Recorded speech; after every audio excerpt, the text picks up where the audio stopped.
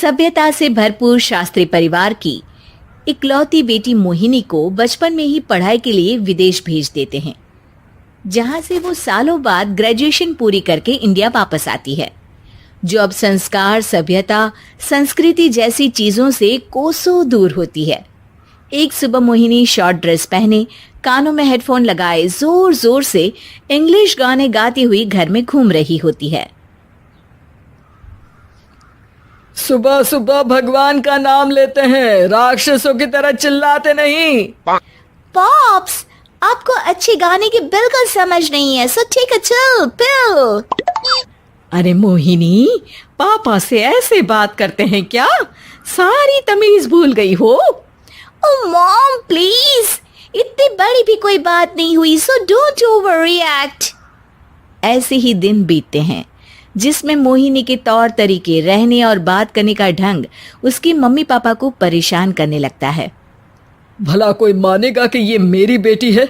रीति रिवाज और संस्कारों से तो इसका दूर दूर तक कोई नाता नहीं, और अब तो लगता भी नहीं कि कभी होगा। अरे ऐसे कैसे नहीं होगा? लड़कियां सारे नखरे अपने माँ बाप को ही दिखाती है। ससुराल जाकर उन्हें सब कुछ करना भी पड़ता है और मानना भी। पत्नी की बात शास्त्री जी समझ जाते हैं और कुछ ही दिनों में अपने से भी ज्यादा धार्मिक परिवार में निखिल के साथ मोहिनी का रिश्ता पक्का कर देते हैं।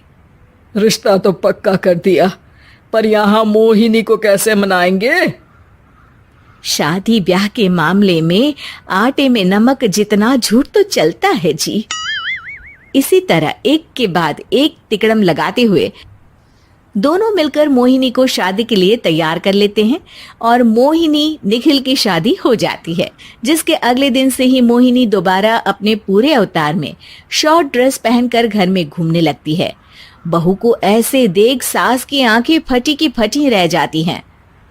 अरे ये क्या बेशर्मी है, हमारे घर की लड़कियां जींस तक नहीं पहनती और तुम बहू होकर इतने छोटे कपड़े पहनकर पूरे घर में घूम रही हो।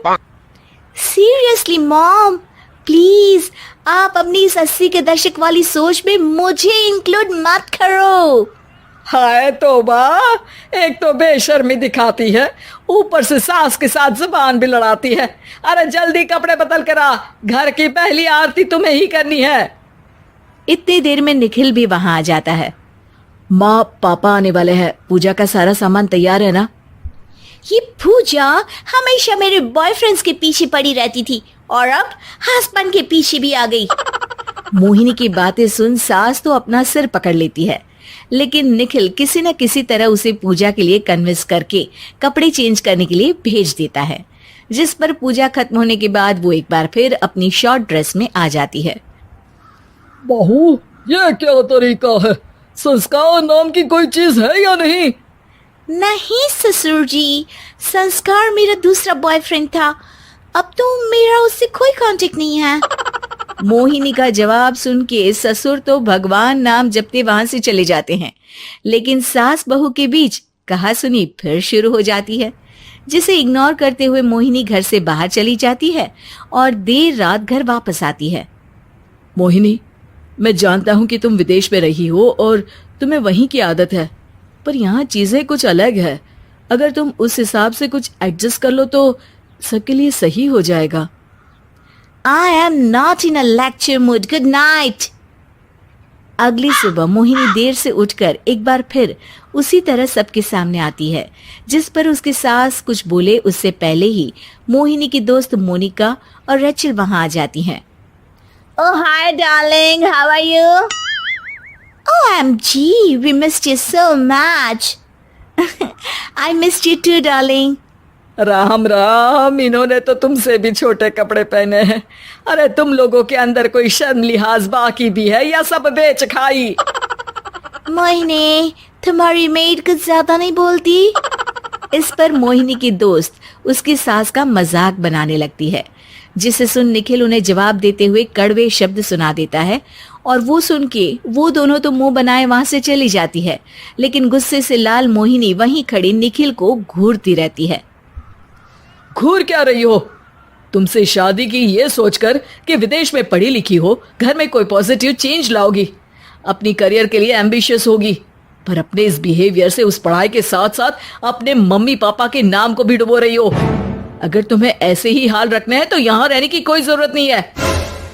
निखिल की बातें सुनकर मोहिनी रोते हुए घर छोड़कर अपनी मम्मी पापा के पास वापस आ जाती है। ससुराल में सब कुछ ठीक तो है? वो अपने आप को समझते क्या है?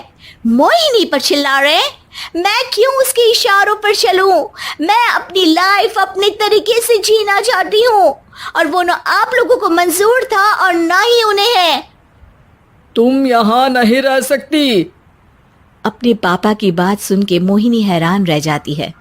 हाँ, तुमने बिल्कुल सही सुना। अगर तुम्हें अपने इस घमंड, बेशर्मी और बदतमीजी में ही जीना है तो तुम यहाँ भी नहीं रह सकती। बेटी, मैं मानता हूँ हमारे यहाँ रीति रिवाज बहुत मायने रखते हैं और हमने उन्हीं के ओवरडोज से बचाने के लिए तुम्हें विदेश भेजा था।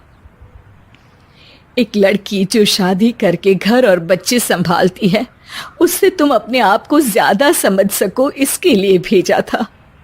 तुम उससे ज्यादा समझो और बनो, पर तुम तो किसी दूसरी ही ट्रेन में चढ़ गई बेटा।